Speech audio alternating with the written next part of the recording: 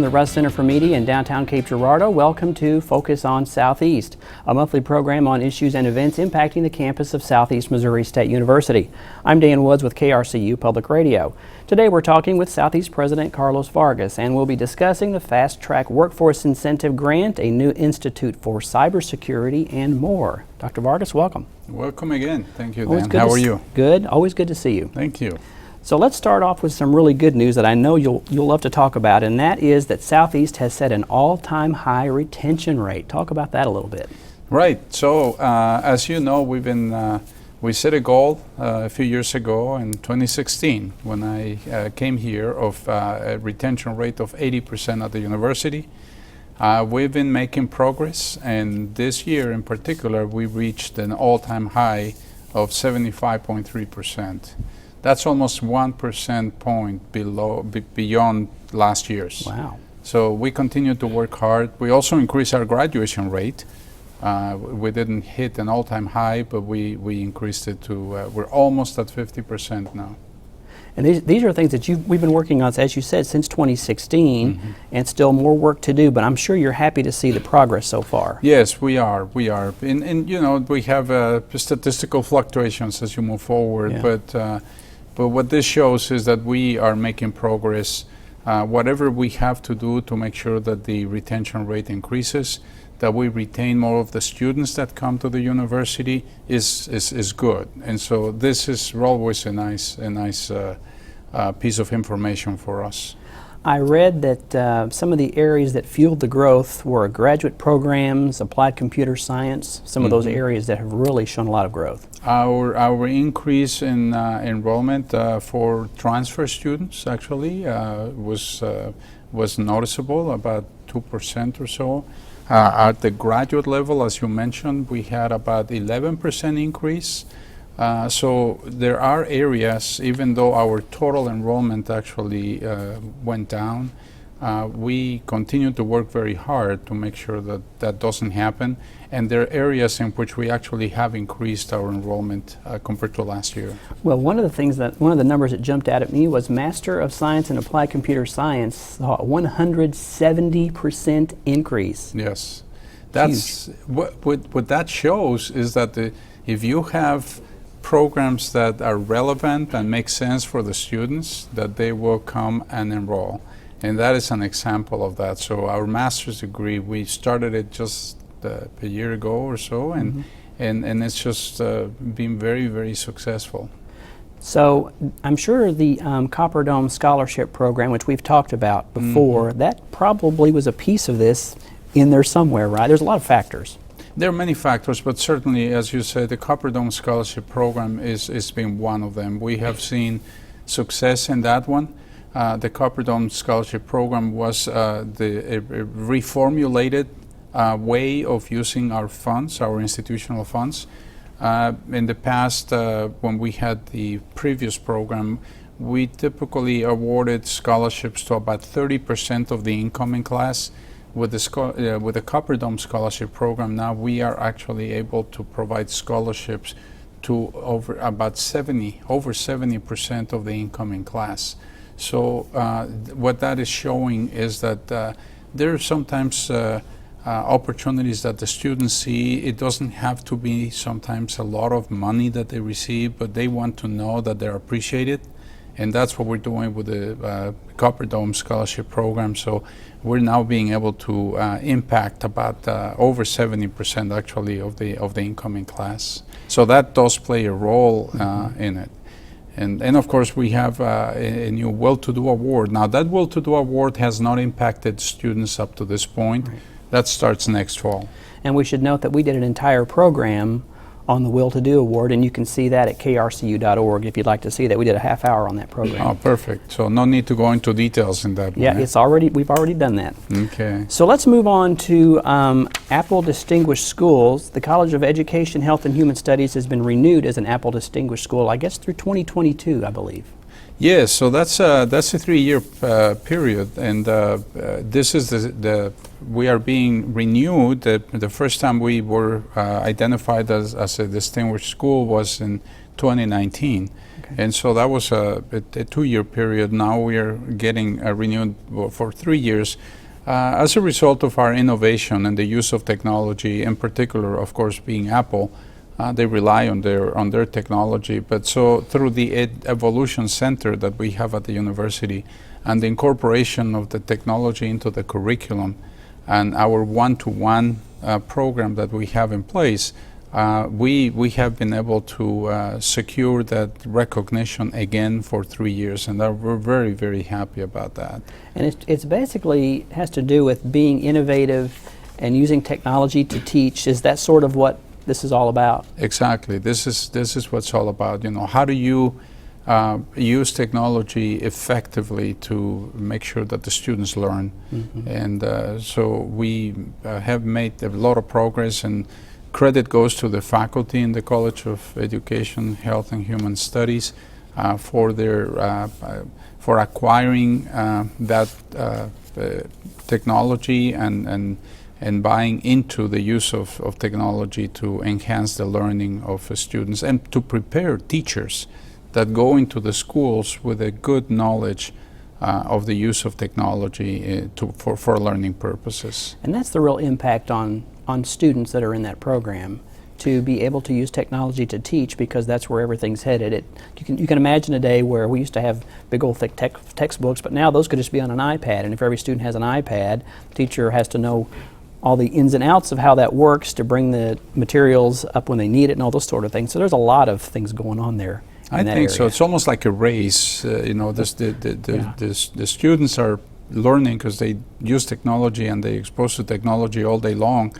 And so the teachers also have to do that so that they are ahead of them, and then they can help them figure out effective ways of using the technology for learning purposes. Who would have thought all these neat gadgets could be better than, more use than just doing Snapchat or Facebook or anything else? That you can actually learn. Isn't that amazing? It is amazing. You see some ways in which technology is being used to enhance learning, and it really makes your jaw drop. No, that's perfect, and that's the kind of role that a university should be playing, and that's what we are doing. So the recognition by Apple that we are using technology in an effective way is something that we should be very proud of, and I hope the community will understand that this is a result of the efforts of the faculty in the college and the university, making sure that we keep up to the pace with the developments of technology. The idea of this one-to-one initiative launched in 2014. I guess the real importance of that is the one-to-one teaching style, communication style is extremely powerful, isn't it? Yes, it is. It is. So that's something that is become actually almost the requirement for institutions if they want to be successful to do that kind of approach. Okay. I'll tell you what, let's take a short break. When we come back, I want to talk a little bit about the HLC process, regional accreditation, and a few other items. So we'll take a short break.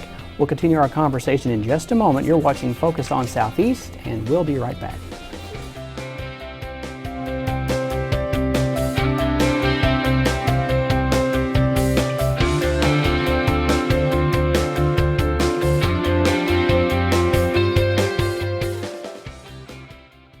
Bye-bye. Hi. Hoping for a crisp breeze to help keep you alert. Oh, he took a sip of water too. That'll probably help. You were probably going to turn down the radio too, so you could focus, right? Probably okay isn't okay. Right. If you see a warning sign, stop and call a cab, a car, or a friend. I think the water line is what really drove it home. I blew on him. Fast-paced family life in need of a slowdown? Hello, I'm Dr. Spruce. Did you know all those green shapes on maps are parks and forests? It's true. Visit discovertheforest.org and plan to visit a park or forest near you, instead of just wondering what it would have been like. While the word forest might make you think of distant lands from far, far away, please note parks and forests are closer than you think. which means things like beautiful scenery, fresh air, and family time are also closer than you think.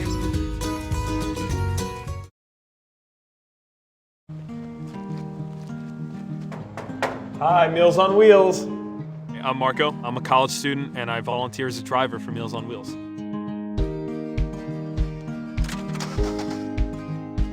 I think it's awesome meeting these people. I mean, they're so interesting. They've had so many wonderful experiences in life.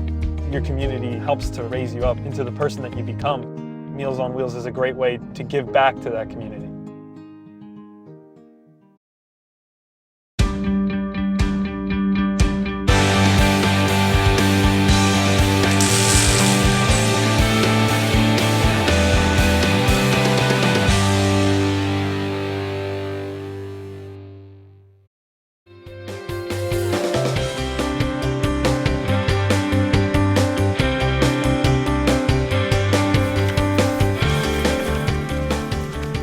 Welcome back to Focus on Southeast. I'm Dan Woods with KRCU Public Radio, and we're talking today with Southeast President Carlos Vargas. So let's move on to the Higher Learning Commission reaccreditation process. This has been going on for a couple of years now, so you might want to give us a quick recap on how this all started and where we are at this point. Very good, of course. The accreditation at the regional level, as you refer to, is very important for the institution if we want to have access to Title IV funds, means federal funding for students to go to school. Okay. Without that, we pretty much go bankrupt here. We couldn't operate. So accreditation for an institution is very important from that practical perspective, but also because it's a way of ensuring quality and giving the community a clear message that our programs are high quality. So the accreditation process, we've been accredited since 1915 by the Higher Learning Commissions. Wow. I mean, so this is over 100 years of accreditation. And so every so many years, you have to go through this process to request a review of your accreditation. HLC was here in 2012, the last time. And so 2019, this is when we were supposed to receive the visit for another team. So the process works as follows. The HLC has a number of standards that every institution is supposed to satisfy. And so before we go into the reaccreditation process, every institution has to write what they call a systems portfolio. Essentially, it's a self-study. It's a document that describes how we, institution, believe we satisfy every one of the standards. So they give us a chance to say, okay, so how do you satisfy this standard for quality in your programs, for partnerships with other institutions, for integrity in your degrees, and so on and so forth. So we wrote it down, submitted it last December. And so that document was sent to a team from HLC. It's a team of peers that evaluates what we responded to. And so they give us initial feedback. If there are areas that they think we should be more explicit about, where there's not enough information, we're not very clear. So we did that. They responded to us. We submitted the information that they wanted, and that all happened since December up to September. In September, we had a visit, a group of peers that HLC identifies. We had, typically it's 4 or 5 individuals who come and visit you for 2 days. And then they bring the systems portfolio with them. And then they have meetings with all the constituents in the university. So they have meetings with students, with faculty, with staff, with administration, with the president, with executive staff. They met with our Board of Regents. And then they also request input from the external community. They call it third-party comments. And so the external community, anybody out there is encouraged to actually submit their opinion about the way that we perform our functions. They also sent in the spring semester, so that was months ago, an email to students who are enrolled at the university asking them to provide feedback, input into how we operate as an institution. So they all put together all that information, and then they come here and they interview that they have open forum meetings.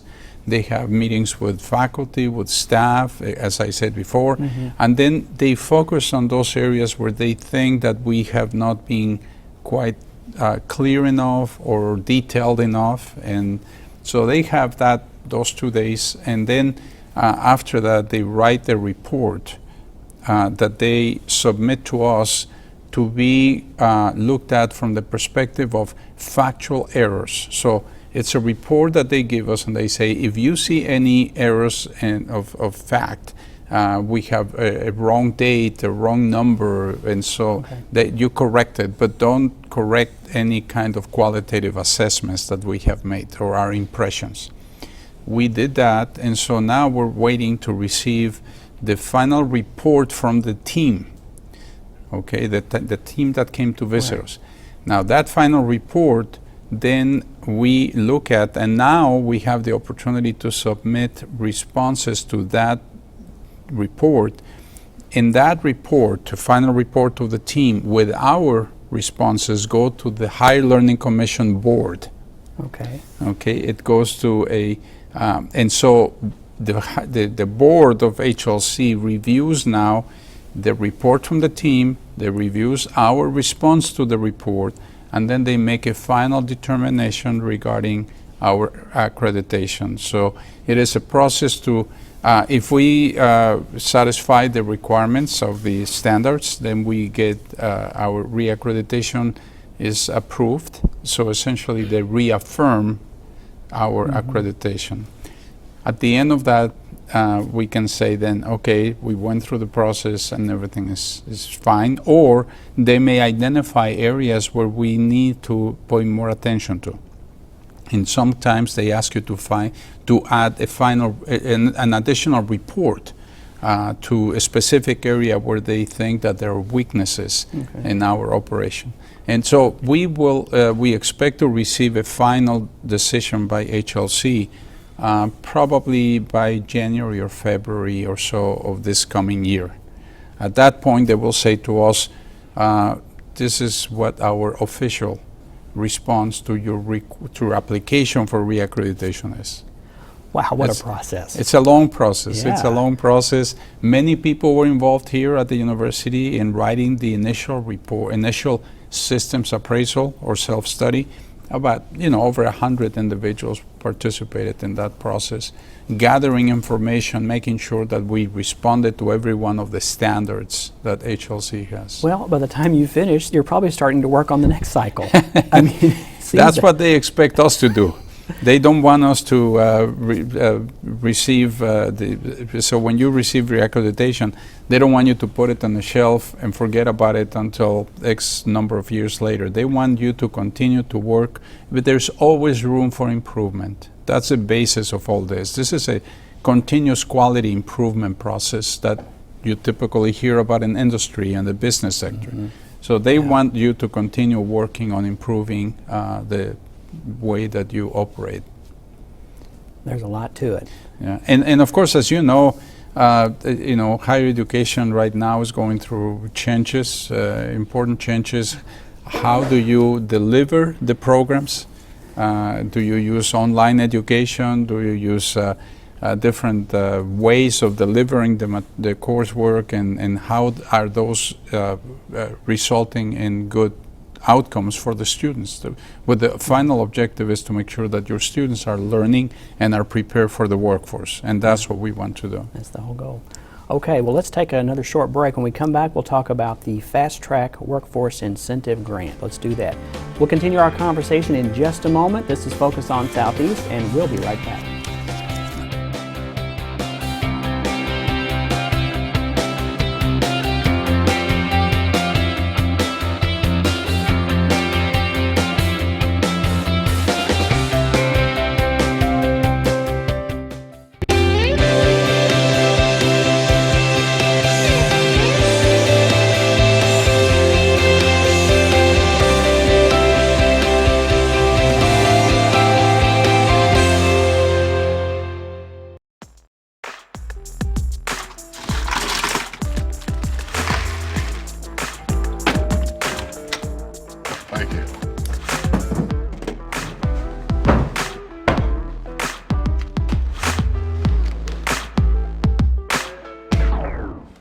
got a king?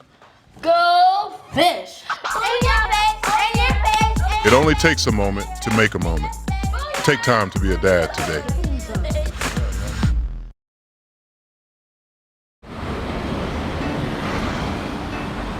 Hey, let's check out this park.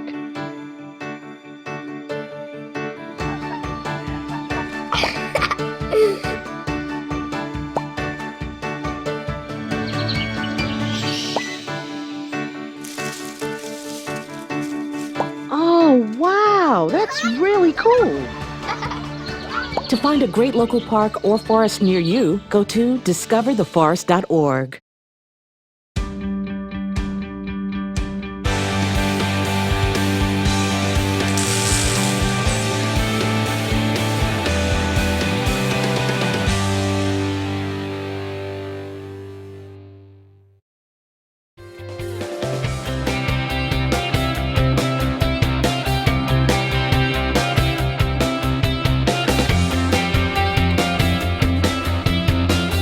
Welcome back to Focus on Southeast. I'm Dan Woods with KRCU Public Radio, and we're talking today with Southeast President Carlos Vargas.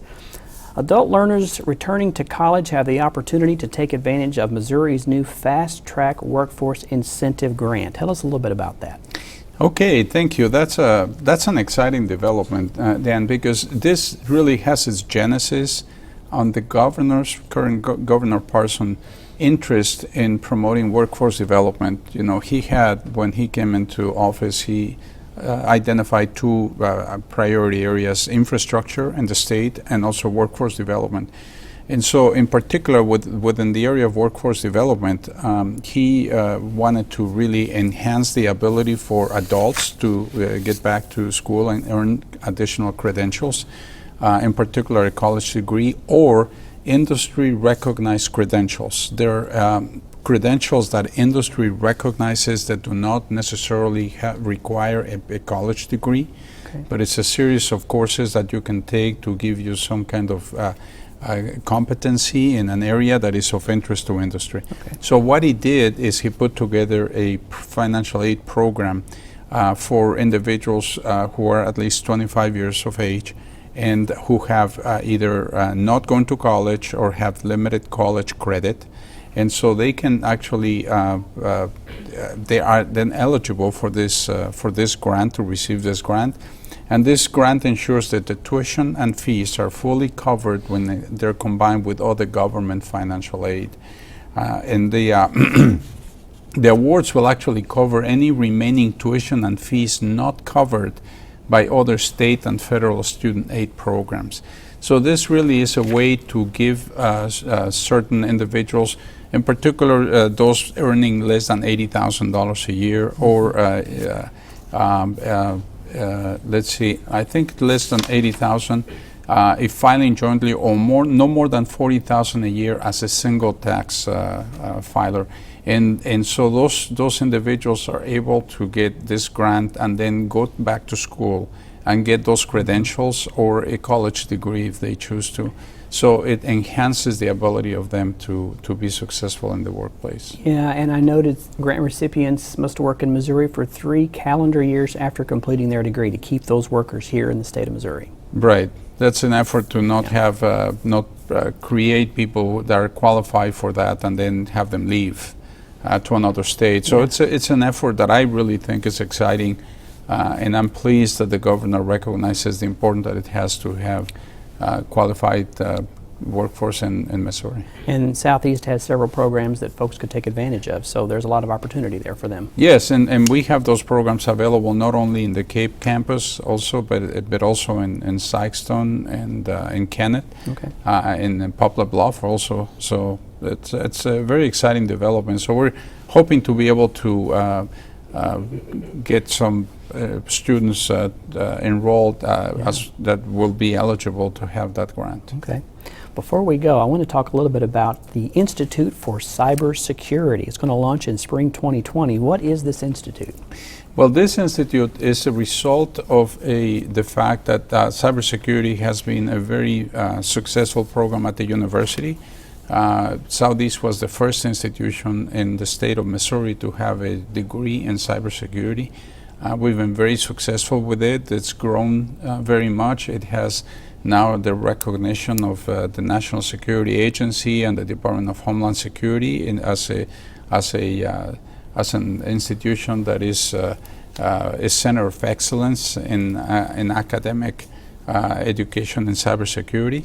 And so we felt that that as a university that we needed a mechanism to provide our faculty an opportunity to really develop partnerships with K through 12 and with other organizations, be in a better position to go out and secure grants, research grants, training grants, that will then allow us to bring in some resources to the university to benefit the workforce in Missouri in that field of cybersecurity, which is really only, if anything, growing only in